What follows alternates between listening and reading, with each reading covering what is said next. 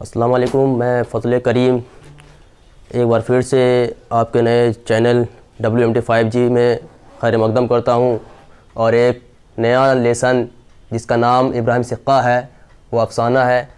तो ये इससे 12 क्वेश्चन पूछ देता है। आप लोग अगर इसे समझ लें तो इंशाअल्लाह आप लोगों का क्वेश्चन सॉल्व हो जाएगा। तो इब्राहिम सिक्का नाम है इस अफ़साने का।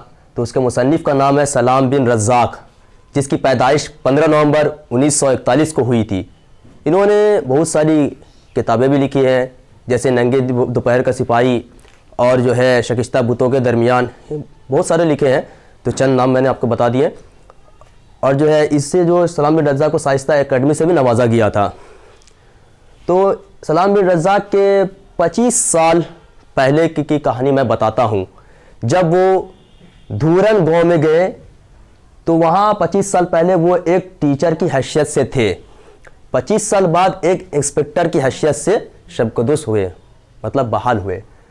तो जब 25 साल पहले वो एक टीचर थे तो वहाँ धूरन गांव के स्कूल में वो तालीम देते थे। तो उसी दौरान उसको एक और टीचर मिले जो उसी स्कूल में पढ़ाया करते थे, जिसका नाम अमीर अली था। तो वो अमीर अली जो है उसका रूममेट भी था। तो कुछ किसी वजह से दोनों में अनबन हो गई छोटी सी, तो इसी वजह से वो अलग हो गए, अलग रूम में रहने लगे दोनों। तो उसी रूम के दौरान जो है एक पानी पिलाने वाला, जिसको साक़ी कहते हैं और भिश्ती भी कहते हैं, तो पानी पिलाया करता था। उस गांव में ये मुकर्रर हो गया था कि तुमको पानी पिलाना है। तो वो सारे घर घर जा कर के पानी पिलाया करता था और एक घर का पैगाम दूसरे घर में भी पहुंचाया करता था। तो इब्राहिम सिक्का उसका नाम था और उसे सारे लोग अबू भी कहते थे। तो अबू की कहानी कुछ इस तरह है, वो सारे घर में पानी पिलाया करता था। तो एक दौरान जब सलाम बिन रज़्ज़ाक़ से मिले, तो जब उसके घर में पानी दे रहा था तो सलाम बिन रज़्ज़ाक़ को उन्होंने कहा कि क्या आपको शायरी आती है कि नहीं, क्योंकि इसको जो है इब्राहिम सिक्का को जो है शायरी में बहुत ज़्यादा दिलचस्पी थी। तो उन्होंने कहा कि मुझे शायरी आती है। तो सलाम बिन रज़्ज़ाक़ ने खुश होकर कहा कि वाह सुनाओ।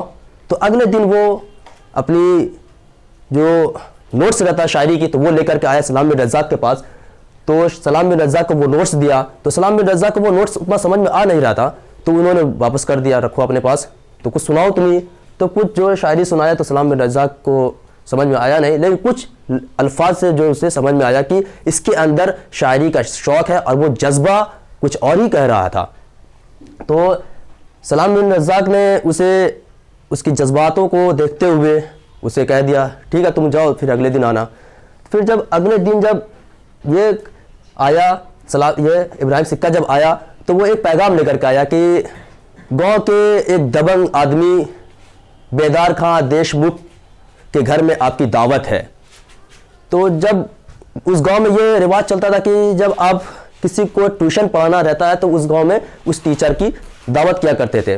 तो सलाम बिन रज़्ज़ाक़ ने सोचा कि वो कौन आदमी है जो दावत मेरी कर रहा है। तो उसकी खूब जो छानबीन करने लगे तो पता चला वो एक गांव का जो दबंग आदमी है, उसको ना सुनना पसंद नहीं। उसे जिसने नाराज़ किया तो समझो सांप के बिल में हाथ डाल दिया, ऐसा मानना था। तो सलाम बिन रज़्ज़ाक़ ने उसकी दावत को कबूल कर लिया। तो फिर उसके बाद जो है सलाम बिन रज़्ज़ाक़ ने सोचा कि मेरा अब जो खाना जो बचा हुआ है तो बर्बाद हो जाएगा। तो वो इब्राहिम सिक्का को देना चाहा। तो इब्राहिम सिक्का ने कहा कि नहीं, मैं दूसरों का खाना दिया हुआ नहीं खाता हूँ, क्योंकि मेरे बाप ने कहा कि मेरे हाथ में जब तक मेरे शरीर में जब तक ताकत रहेगी तब तक मैं खुद से कमा कर खाऊंगा। वो एक खुददार इंसान था, दूसरों के टुकड़ों पर पलने वाला नहीं था। तो इसी दौरान जब चले गए तो सलाम बिन रज़्ज़ाक़ की जो बारी थी खाने की, तो वो भी उन्होंने बंद कर दी और अपना खाना पकाने लगा। तो इसी दौरान जब वो रात में आया खाना लेकर के कि मास्टर साहब सलाम किया, अस्सलाम वालेकुम, तो मास्टर साहब मैं चावल की रोटी अब बुम्बल की चटनी लेकर के आया हूँ, मेरा घर इतना तंग है जो मैं आपको अपने घर में बुलाना नहीं चाहता हूँ, तो इसी वजह से जो मैं खाना यही लेकर आ गया।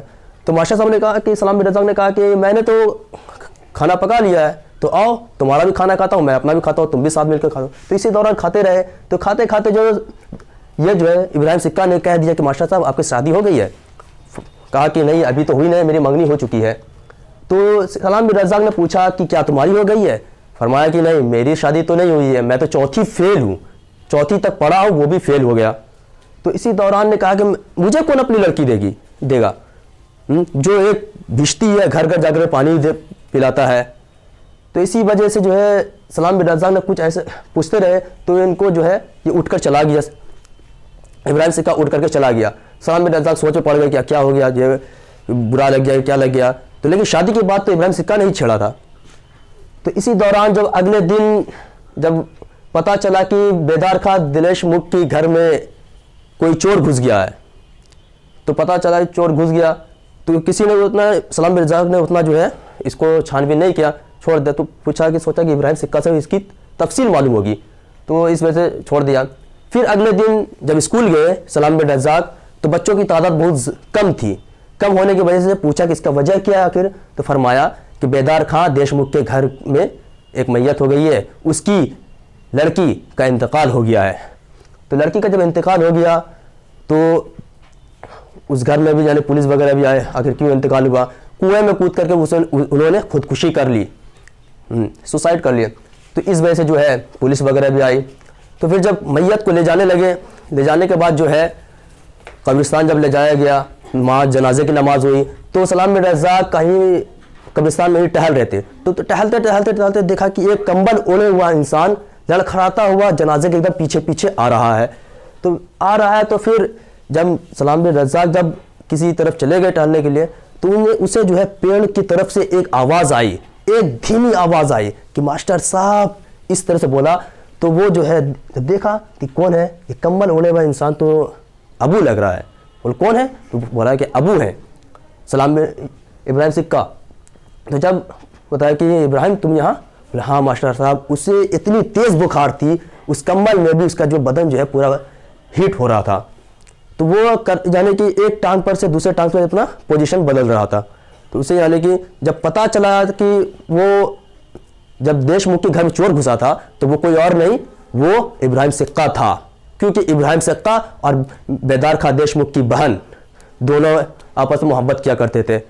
तो इसी तरह से जब वो लड़की कुएं में कूद के अपने जान को दे दिया, तो जब इब्राहिम सिक्का ने कहा कि मास्टर साहब आप मेरी मुट्ठी भर मिट्टी ले लीजिए और उस कब्र पर जाकर रख दीजिएगा, तो इब्राहिम सलाम बिन रज़ाक ने ऐसा ही किया।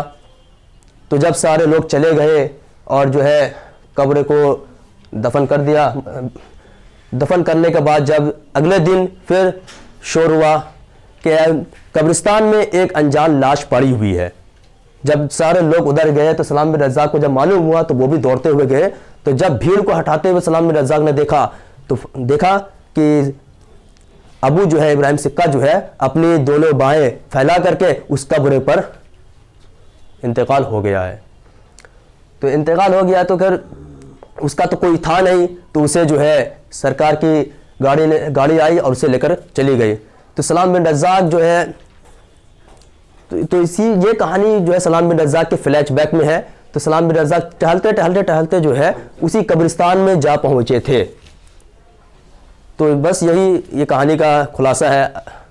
तो मिलते हैं अगली क्लास में इंशाल्लाह।